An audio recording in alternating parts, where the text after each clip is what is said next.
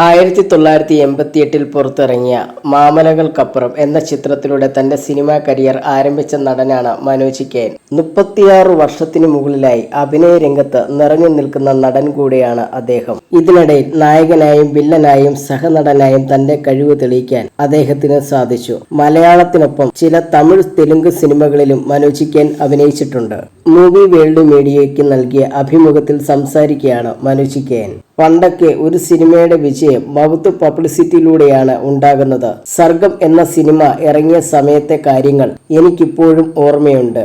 കവിത തിയേറ്ററിൽ സർഗം കാണാൻ ആദ്യത്തെ 2 ആഴ്ച ഒരു മനുഷ്യൻ പോലും ഉണ്ടായിരുന്നില്ല.